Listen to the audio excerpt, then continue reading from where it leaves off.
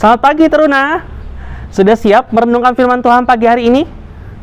Yuk, siapkan Alkitabnya yang terambil dari Nehemia 9 ayat 17 dan ayat 27 sampai dengan 31. Kita berdoa dulu ya untuk minta pimpinan Roh Kudus. Mari kita berdoa. Tuhan Yesus yang baik, sungguh kami bersyukur Tuhan untuk semua berkat-Mu yang tak pernah habis dalam hidup kami. Saat ini Tuhan, kami mau membaca firman-Mu. Tolong bantu kami Tuhan dengan hikmat-Mu, agar kami paham dan kekuatan-Mu untuk membuat kami bisa melakukannya dalam kehidupan sehari-hari.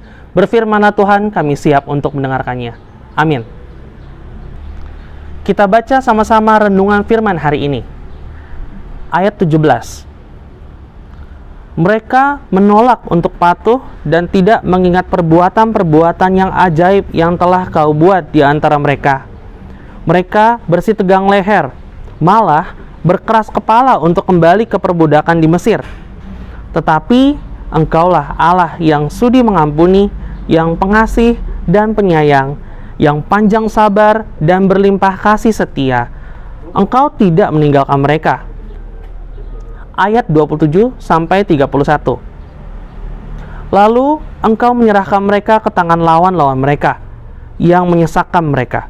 Dan pada waktu kesusahan mereka, mereka pun berteriak kepadamu. Lalu Engkau mendengar dari langit, dan karena kasih sayang-Mu yang besar, Kau berikan kepada mereka orang-orang yang menyelamatkan mereka dari tangan lawan mereka. Tetapi begitu mereka mendapat keamanan kembali, mereka berbuat jahat di hadapan-Mu, dan Engkau menyerahkan mereka ke tangan musuh-musuh mereka yang menguasai mereka. Kembali mereka berteriak kepadamu, dan Engkau mendengar lagi dari langit, lalu menolong mereka berulang kali karena kasih sayang-Mu. Engkau memperingatkan mereka dengan maksud membuat mereka berbalik kepada hukum-Mu, tetapi mereka bertindak angkuh. Mereka tidak patuh kepada perintah-perintah-Mu, dan mereka berdosa terhadap peraturan-peraturan-Mu, yang justru memberi hidup kepada orang yang melakukannya. Mereka melintangkan bahu untuk melawan. Mereka bersitegang leher dan tidak mau dengar. Namun, bertahun-tahun lamanya Engkau melanjutkan sabar-Mu terhadap mereka. Dengan Roh-Mu, Engkau memperingatkan mereka, yakni dengan perantaraan para nabi-Mu. Tetapi mereka tidak menghiraukannya, sehingga Engkau menyerahkan mereka ke tangan bangsa-bangsa segala negeri. Tetapi karena kasih sayang-Mu yang besar, Engkau tidak membinasakan mereka sama sekali dan tidak meninggalkan mereka, karena Engkaulah Allah yang pengasih dan penyayang. Renungan pagi hari ini diberikan judul Tidak Ada Dosa Yang Terlalu Besar. Kakak akan mulai bagikan renungannya untuk kita semua. Setiap memegang Alkitab, tangan saya rasanya seperti terbakar, kata seorang dosen bahasa Inggris saya.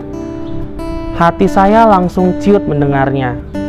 Novel yang sedang kami baca pagi itu mencantumkan sebuah ayat Alkitab.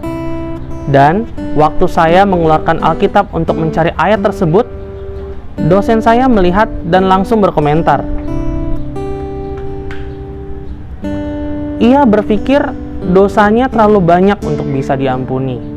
Namun waktu itu, saya tidak cukup berani untuk menceritakan tentang kasih Allah kepadanya, dan bahwa Alkitab memberitahu bahwa kita selalu dapat meminta pengampunan dari Allah.